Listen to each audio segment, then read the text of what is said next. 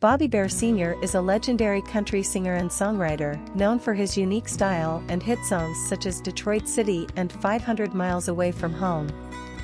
He had a long and successful career, influencing many musicians in the country music industry. In this video, we'll take a closer look at the life and legacy of Bobby Bare Sr. and explore his impact on the world of country music. In the 1950s, Bare repeatedly tried and failed to sell his songs. He finally got a record deal with Capitol Records and recorded a few unsuccessful rock and roll singles. Just before he was drafted into the United States Army, he wrote a song called The All-American Boy and did a demo for his friend, Bill Parsons, to learn how to record. Instead of using Parsons' later version, the record company, Fraternity Records, decided to go with Bare's original demo. The record reached number 2 on the Billboard Hot 100, but Fraternity erroneously credited Bill Parsons on the label. The same track, with the same billing error, peaked at number 22 in the UK singles chart in April 1959. In 1965, an album of older recorded material, Tender Years, was released on the Hilltop label. That same year, the material was repackaged by Sears and released under the title Bobby in Song. These albums are not usually included in Bare's published discographies. Bare's big break in country music came when Chet Atkins signed him to RCA Victor. His debut single for the label was 1962's Shame on Me. Follow-up Detroit City reached number 6 country, number 16 Hot 100, and in 1964 earned him a Grammy Award for Best Country and Western Recording. Then a surge of hits followed, including 500 Miles Away from Home, based on a traditional folk ballad written by Hetty West as 500 Miles, and Ian Tyson's 4 Strong Winds. In 1965, he received 2 further Grammy nominations for Best Country and Western Vocal Performance and Best Country and Western Single for the latter song. In 1966, he received yet another Grammy nomination for Best Country and Western Male Vocal Performance for his song Talk Me Some Sense. He also recorded 2 duet albums with Skeeter Davis and recorded 6 tracks as a trio with Norma Jean and Liz Anderson, which produced a major hit with The Game of Triangles, a wife-husband-other-woman drama that hit number 5 on the Billboard chart and earned the trio a Grammy nomination. In 1968, he recorded an album with a group from England called the Hillsiders. In 1969, he had a top 5 hit with Tom T. Hall's Margie's at the Lincoln Park Inn. Bare moved to Mercury Records in 1970 and immediately scored a top 3 hit with How I Got to Memphis, and also had 2 top 10 hits with early Chris Christopherson compositions, Come Sundown and Please Don't Tell Me How the Story Ends, both 1971.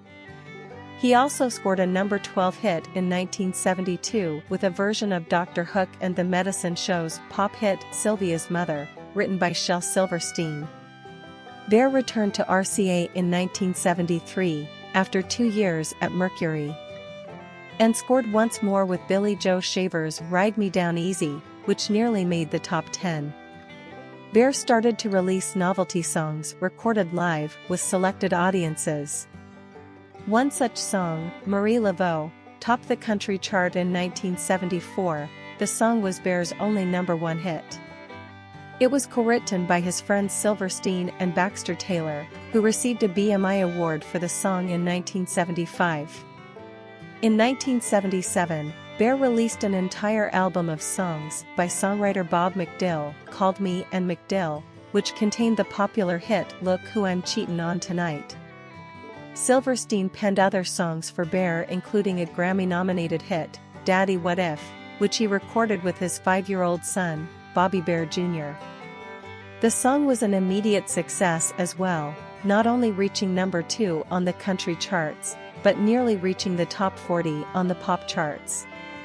Bare's album, Sings Lullabies, Legends, and Lies, became his most commercially successful album, finding him a new audience with pop radio once again playing his songs, and also gaining a new following with college kids. These songs, all 14 written or co-written by Shel Silverstein, however, would become Bear's last top 10 hits. Bear later recorded a children's album with his family, mainly of Silverstein songs, called Singin' in the Kitchen. It was nominated in Best Group category in Grammy Awards, but was declined by Bear himself. His biggest hits during this time included Alimony, 1975, The Winner, 1976, and Drop Kick Me Jesus, Through the Goalposts of Life, An Unusual Christian Football Waltz, and a 1976 Grammy nominee for Best Country Song.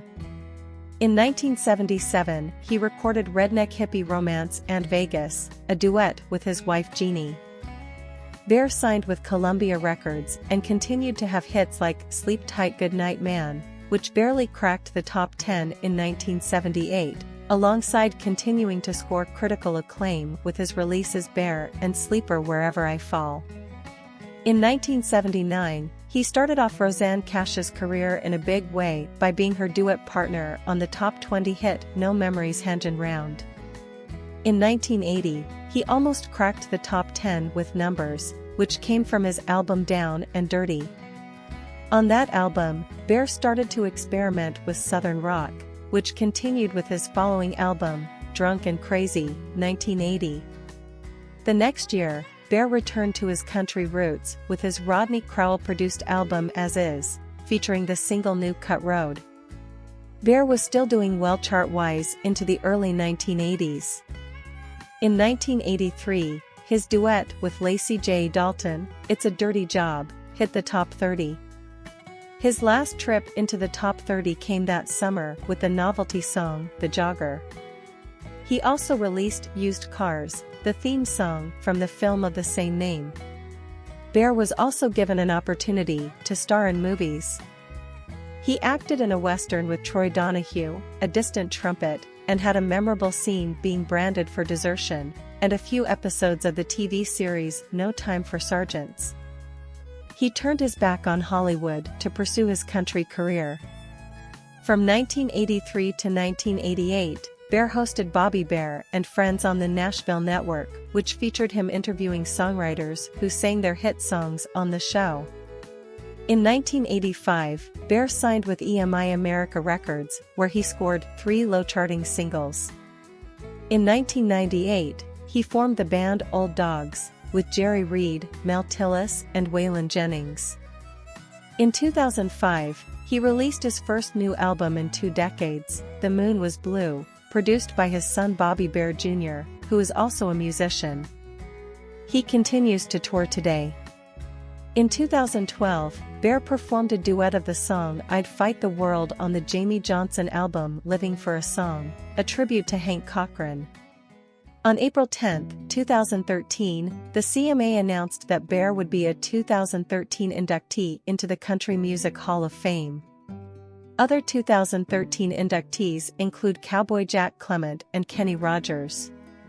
After being inducted in the 1960s, but gradually drifting away, Bear was reinstated as a member of the Grand Ole Opry on April 7, 2018, by Garth Brooks.